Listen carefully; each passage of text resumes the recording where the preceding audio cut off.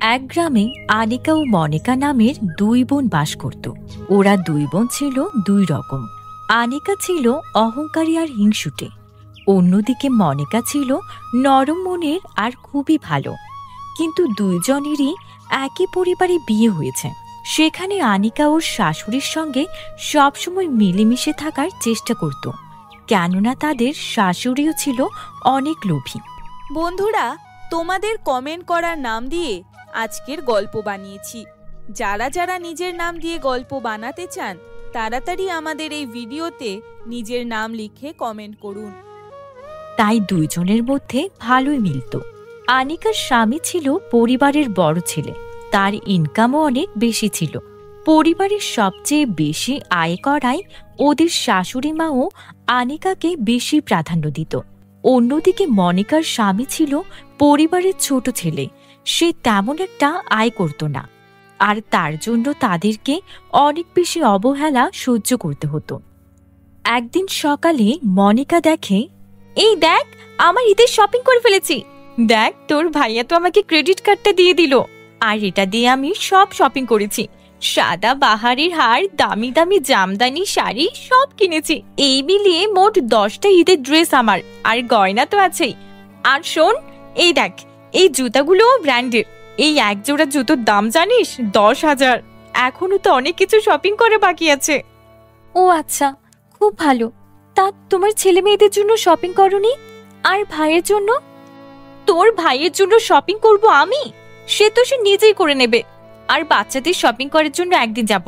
বাচ্চাদের মার্কেট তো একটু দূরেই, সেখানে গিয়ে ওদের জন্য ড্রেস কিনে আনবো।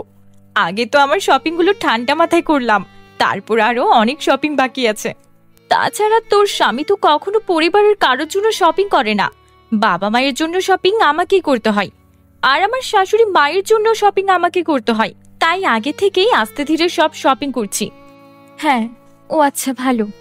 আসলে আমার স্বামীর এত টাকা বেতন নেই তো, ও কাজ করছে। যদি প্রমোশনটা পাই তাহলে ওর অবস্থার উন্নতি হবে, তখন ও সবার জন্য শপিং করবে। এখন অনেক ঘরের কাজ বাকি আছে, যাই আমি ঘরের কাজগুলো গুছিয়ে নিই। হ্যাঁ হ্যাঁ, জানি জানি, যা যা, ঘরের কাজ তো তোকেই করতে হবে। তোর স্বামী তো সংসারে কোনো অবদানই রাখতে পারে না, টাকাও দেবে না, আবার ঘরের কাজও করবে না, তা কি করে হয়? তাছাড়া শাশুড়ি মা চান না আমার এই সুন্দর হাতগুলো ঘরের কাজ করে নষ্ট হয়ে যাক। ঠিক আছে, তুই যা। আচ্ছা, আমি এখন একটু টিভি দেখব আর ফ্যানের নিচে বসে আরাম করব। আচ্ছা ঠিক আছে, তুমি তাই করো। মনিকা ঘরের কাজ করতে চলে গেল। পরের দিন মনিকার বোন আনিকা বাড়ির সবার জন্য শপিং করে নিয়ে আসলো। অনেক দামি দামি ড্রেস, আর শাশুড়ির জন্য 10,000 টাকার 2টি শাড়ি কিনে আনলো। তখন শাশুড়ি বলতে লাগলো, মনিকা, তোমার লজ্জা করে না? আমার ছেলেটাকে একটু বলতে পারো না যে বেশি টাকা আয় করতে? কখনো তো দেখলাম না যে আমার জন্য একটা শাড়ি কিনে আনতে। আর বড় বউ বাড়ির কত কিছু কেনাকাটা করে, সংসারটা তো বড় বউয়ের জন্য চলছে। আমার বড় ছেলে যাই করে আমার বড় বউ সেটা গুছিয়ে রাখে। সংসারে এমন লক্ষ্মী বউ থাকলে না সংসারে উন্নতি হয়। তোমার মতো অলক্ষ্মীকে বিয়ে করিয়ে আমার ছেলেটার জীবনটাই অশান্তিতে ভরে গেছে। আজ পর্যন্ত একটা প্রমোশনও পেল না, আর আমার বড় খোকা একের পর এক প্রমোশন পেয়ে যাচ্ছে। ওর কত টাকা আয় হচ্ছে। আমার ছোট ছেলেটার কপালই খারাপ, তোমার মতো এক অলক্ষ্মীকে বিয়ে করেছে। এইভাবে কেন বলছেন মা? আপনার ছেলে তো চেষ্টা করছে, তার অফিসে আগে থেকে অনেক সিনিয়র আছেন, তাই তো সে প্রমোশন পাচ্ছে না। এখানে আমার কি দোষ? যাই হোক, আমাকে যদি আপনি দোষারোপ করে একটু শান্তি পান তাহলে না হয় সেটাই ঠিক। এমনিতেও আপনাকে আমরা এত কিছু দিতে পারি না, তবে চেষ্টা করব আপনাকে কিছু দেওয়ার। হয়েছে হয়েছে, তোমার থেকে কিছু নেওয়ার জন্য আমি বসে নেই। আমার লক্ষ্মী বড় বৌমা সব করে দিয়েছে, ঈদের বাজার, শপিং সব। এমন লক্ষ্মী বউ দেখলেই আমার চোখটা জুড়িয়ে যায়। রাতে মনিকার স্বামী বাড়িতে এলো কিছু শপিং করে নিয়ে।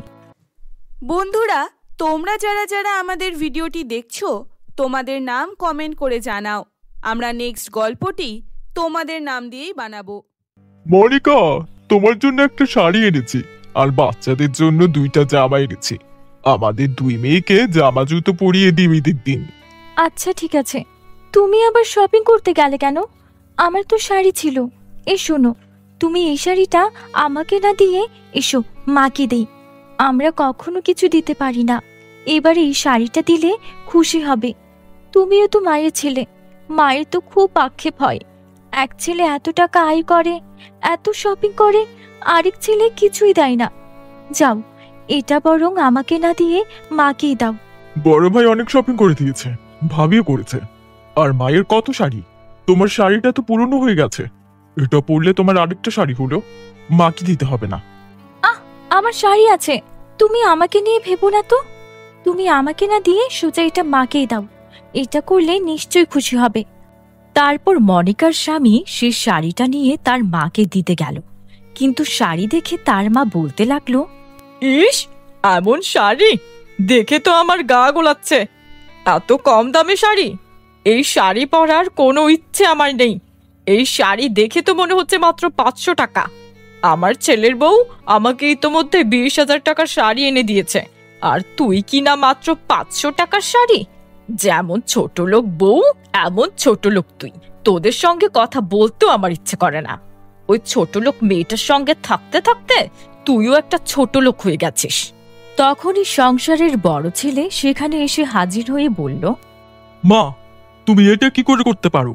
আমি আর মারুফ তোমার ছেলে। তুমি আমাকে ভালোবাসো, আমি সংসারে বেশি টাকা দিই তাই, আর ছোট কম টাকা দেয় তাই তুমি ওদের সঙ্গে এমন খারাপ আচরণ করো? আমি একটু আগে দেখছিলাম ছোট ওর বউয়ের জন্য শাড়ি কিনে এনেছে, কিন্তু সে নিজের জন্য শাড়িটা না রেখে তোমাকে দিয়ে দিয়েছে। আর তুমি কিনা বলছো এটা কম দামি শাড়ি, তুমি পরবে না? মা তো মাই হয়, মা কি করে দুই ছেলের মধ্যে তফাৎ করতে পারে? আর এতদিন তোমরা অনেক কিছু বলেছ, আমি কিছুই বলিনি। মা, তুমি হয়তো জানো না, ছোট আমার অফিসে চাকরি করত, আর সেখানে ওর প্রমোশন হয়, কিন্তু আমার প্রমোশন হচ্ছে না দেখে ছোটর অনেক খারাপ লাগে। ছোট নিজের ইচ্ছে করে সে অফিস থেকে রিজাইন দিয়ে ওর প্রমোশনের পরটা আমাকে দিয়ে চলে আসে, আর তাই অফিসে আমি এত ভালো টাকা মাইনে চাকরি করতে পারছি। ও আমাকে নিষেধ করেছিল এই কথা যেন আমি কাউকে না বলি, তাই আমি বলিনি। কিন্তু আজকে আমার অহংকারী স্ত্রী আর স্বার্থপর মাকে দেখে আজকে বলতে বাধ্য হলাম যে তোমরা সত্যি টাকার পেছনে অন্ধ হয়ে গেছো। আমার ভাই আমাকে চাকরিটা যদি না দিয়ে আসতো তাহলে এতদিন প্রমোশন কেন, আমার চাকরিটাই হয়তো চলে যেত। আরো নতুন করে একটা অফিসে ঢোকার কারণে ওর প্রমোশন হচ্ছে না, কিন্তু কখনো কাউকে কিছু বলেনি। মা, তুমি টাকার পেছনে অন্ধ হয়ে গেছো। বাস্তবতা দেখো, তোমার ছোট ছেলে তোমাকে অনেক ভালোবাসে, তাছাড়াও আমাকে অনেক সম্মান করে। তোমরা ছোট ভাইয়ের বউকে দিয়ে অনেক কাজ করাও, কখনো এতটুকু পরিমাণ অভিযোগ করে না। আমার বউ তো কোনো কাজই করে না, কিন্তু তারপরও তুমি ওকে এত ভালোবাসা দাও শুধুমাত্র আমার টাকার জন্য, তাই না মা? ওরে, এখন আমার লজ্জা হচ্ছে। এসব কি বলছিস? আমাকে ক্ষমা করে দে।